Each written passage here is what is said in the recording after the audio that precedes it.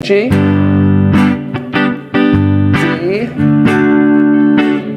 nice, A minor, back to C, and back to G one more, back to D, nice, A minor, C, cool, and just by adding a little bit of rhythm as well, it already starts to take a life of its own. It's already got groove, it's already got drive, it sounds great. Let's just throw another example up here as well, just to show you how you can play in different keys. You can have a real strong command of the fretboard just by learning these few shapes, right? I'm gonna go key of E, so let's find E major if we know this one. Anyone? Nice. Then let's go to an A. Let's go to an F sharp minor. Nice. Let's go to a B. Cool. Let's put some more rhythm on it. I'm going to go C sharp minor, A, F sharp minor,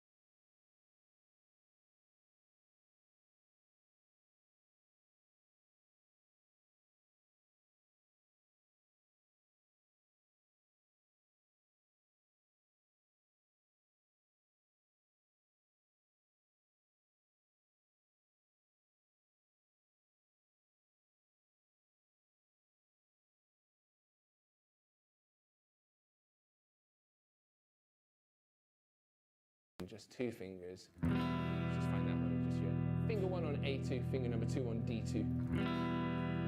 Yeah, great. All 6 strings on that one. Sounds great. Stick the neck pickup on as well. Make it sound nice and smooth with this one. Just changing your tone is going to give you a whole completely different sound.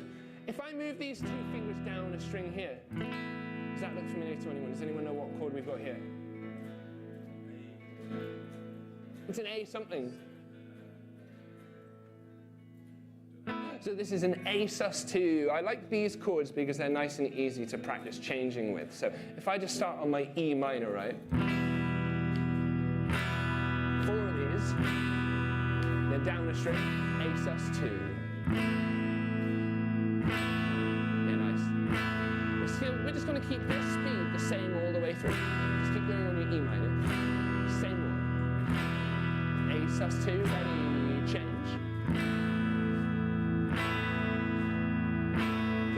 Double up the right hand here. We're going to go still on E minor, down to A sus2, then back to E minor. Give it one more round. Keep it going. E minor, then sus2. Cool. Right, let's add in some more strums. We're going to change the feeling again, right? I'm going to go down, down, down, down, down. A sus2.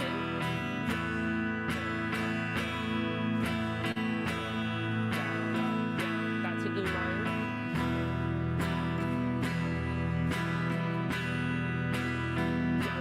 Let's pick it up a little bit. Cool. So we've already just taken it from one very simple straight strum and we've started adding some life to it, some movement to it. Here's something else that they don't really tell you about chords when you're practicing changing chords, right? At some point, you're just going to have to take all of the things off to make those changes, right? If you keep the right hand going, that's what's going to make you sound convincing. That's what's going to make you sound like you can keep in time and keep on going. That's why I like to start with these two chords. So if I go from E minor and then lift those two fingers off, I've still got all those lovely open strings ringing out. That makes it sound nice and crystal clear. It's one of the things that makes the guitar sound like a guitar, the sound of all of those open strings. So if I would then move down to A sus2 and then lift those fingers off again, I've still got E, B, and A ringing out, so it still sounds like nice and smooth when I'm changing those notes. So that works with open chords. But when you've got something that's a little bit more dramatic changing, say I was doing that rhythm again with C and G, say. If I were to slow that right down, watch my left hand this time. I want to go really exaggerating here. Lift all the fingers off. But as long as you keep that right hand going, it's going to sound really great and smooth. It's one of the things that makes the guitar sound like the guitar, right? If I had to switch between these ones, something like this. I'm just lifting all the fingers off. I'm giving myself tons of time to change between those chords. I'm going to lean into those open strings.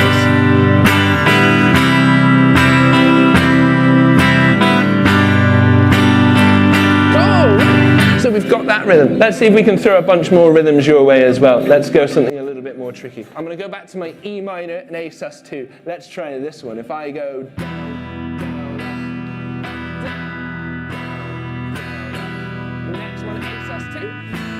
Down, down, down, down. Let's switch back. E minor, down, down. So up a string there.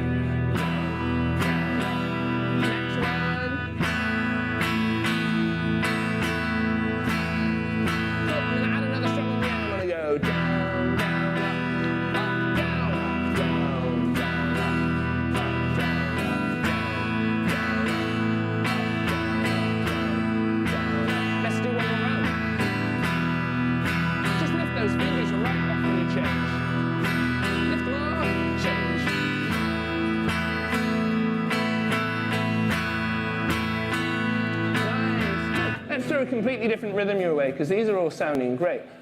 Let's try this one. See if you can follow the directions of the strums as well. So if I go...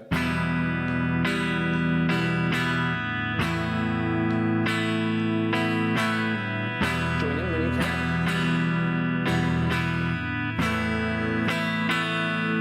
So I'm going to go down, up, down, down, up, down. Yeah, nice. Use all that space. One more, let's go down, up, down, down, up, down. That sounds great. Cool. Let's throw one more at you as well. You'll be able to steal all of these rhythms, try them with any chords. They will sound awesome no matter what chord you put them with. Let's try this one.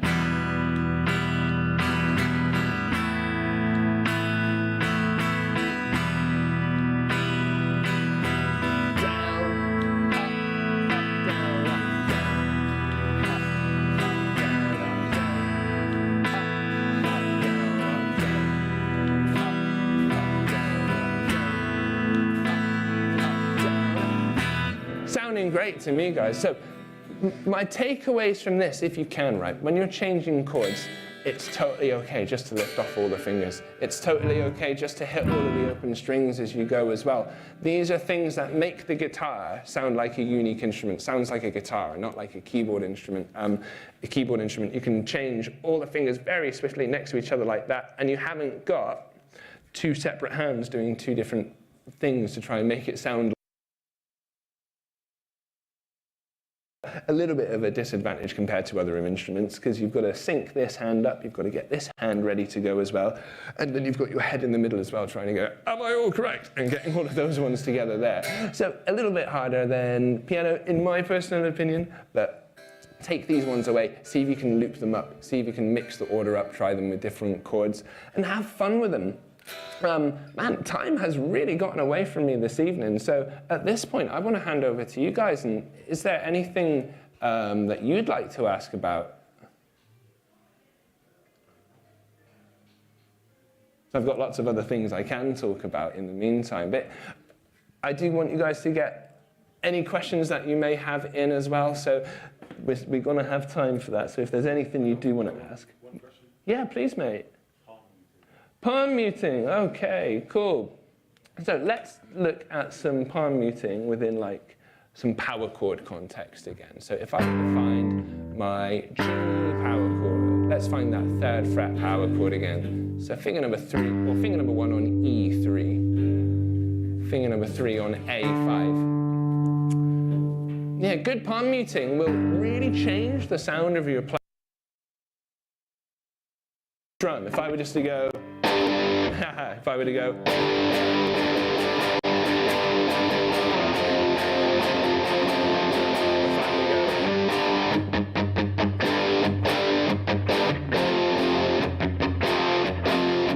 that's totally changed the feel of it again, right? So this sounds like pretty punk rock to me.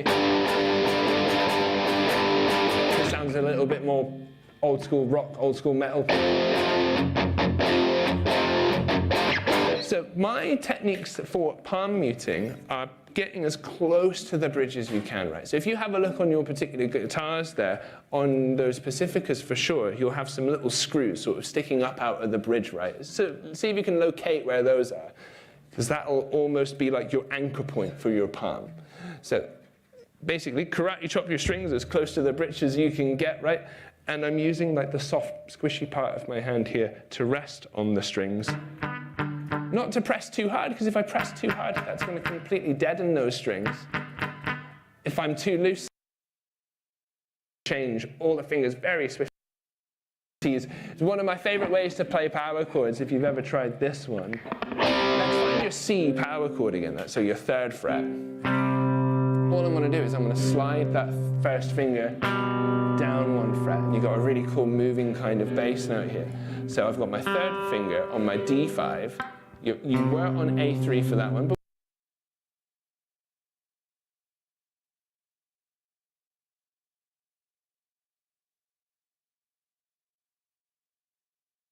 so let's take finger 1,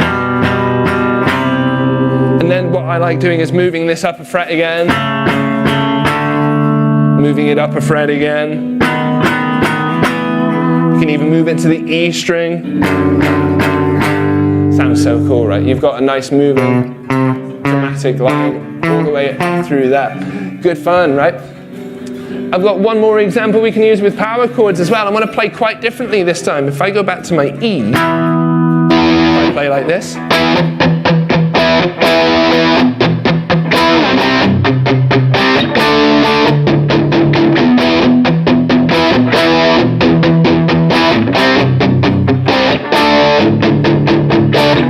So again, what kind of vibes do you get from that one? Does anyone get a different style of music, or? It's like more like, I don't know, late 80s, I don't know, it's like Yeah, it's a bit more. Yeah, it's a bit more like I would call this like sort of new wave of British heavy metal sort of stuff, sort of Sabbathy, sort of Iron Maiden-y, that classic heavy metal sound, right? So just from taking some really basic power chords, throwing them in different styles or throwing some different strums on them will absolutely like dictate the style of music that you play as well. So use these ones to your advantage. All of these examples you will get like the tabs for as well, so you'll be able to try these ones at home again as well. Awesome. So there's all sorts of types of movable chords, and someone's already mentioned about bar chords today. Are bar chords a sticking point for anybody else as well? Not for you guys, not for you, not so much for you? Well, I think it's great to talk about bar chords anyway because they are... Yeah, sure. So if